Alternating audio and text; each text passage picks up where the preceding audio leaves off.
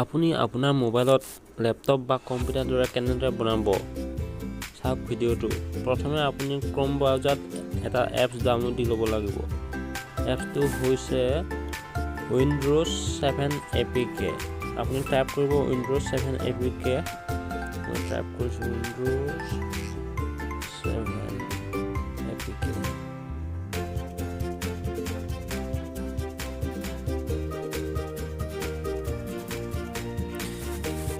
তাৰপিছত আপুনি এনেদৰে অহাৰ পিছত স্ক্ৰল ডাউন কৰি তললৈ আহিব।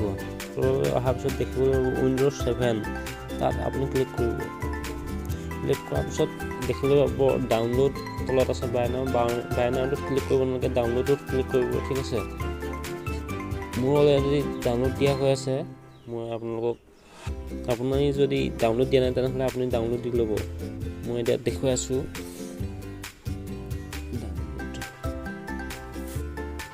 উইণ্ড'জ 7 লাঞ্চাৰ APK তাত অ'পেন কৰি দিলোঁ। অ'পেন কৰি দিয়াৰ পিছত কণ্টিনিউ কৰি দিব।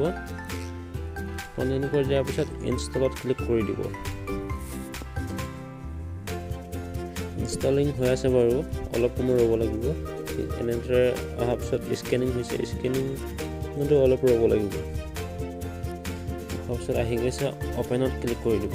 অ'পেনত ক্লিক কৰি দিলোঁ। ক্লিক কৰাৰ পিছত উইণ্ড'জ অ'কে কৰি দিলোঁ। কৰি দিয়াৰ পিছত আহি গৈছে।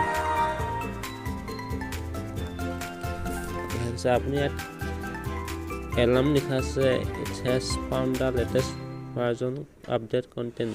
ইয়াত আপুনি কেনচেল কৰি দিব।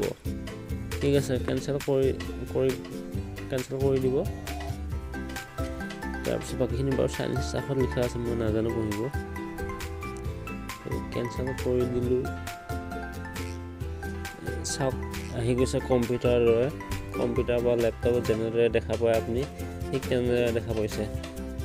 চাওক ইয়াত আপুনি ৰিফ্ৰেছ কৰিব পাৰিব। স্ক্ৰীনখন অলপ সময় টিপি ৰাখিব, তাৰপিছত ৰিফ্ৰেছ কৰি দিব পাৰিব।